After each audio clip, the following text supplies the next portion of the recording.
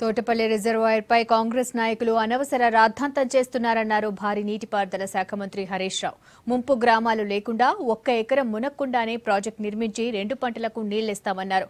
కాంట్రాక్టర్ల కోసమే ప్రాజెక్టులు కట్టిన కాంగ్రెస్ కు తమను విమర్శించే నైతికత లేదన్నారు. రైతన్నల సంక్షేమం కోసమే తమ ప్రభుత్వం పనిచేస్తోందన్నారు హరీష్ రావు. గౌరవ కాంగ్రెస్ పార్టీ మన రాష్ట్ర పిసిసి అధ్యక్షులు ఉత్తమ్ కుమార్ రెడ్డి గారు ఈరోజు ధర్నా చేసినారు. ఏమని ధర్నా చేసినారు? తోటపల్లి ప్రాజెక్టు కట్టి 6 గ్రామాల ప్రజలను నిండా ముంచండి అంటున్నారు. మేమేమంటున్నాం?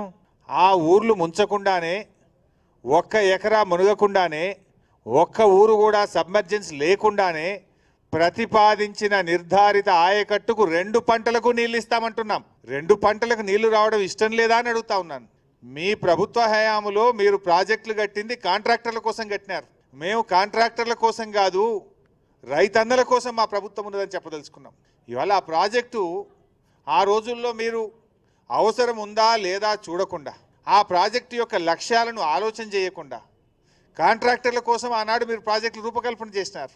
ఇవాళ మేము అన్నీ కూడా ఆలోచించి గుర్తించిన తర్వాత ఆ ప్రాజెక్టు అవసరం లేకుండానే ఆ గ్రామాలను కాపాడుతూ ప్రతి ఎకరానికి నీళ్ళు ఇచ్చేటువంటి అవకాశాన్ని మేము గుర్తించాం.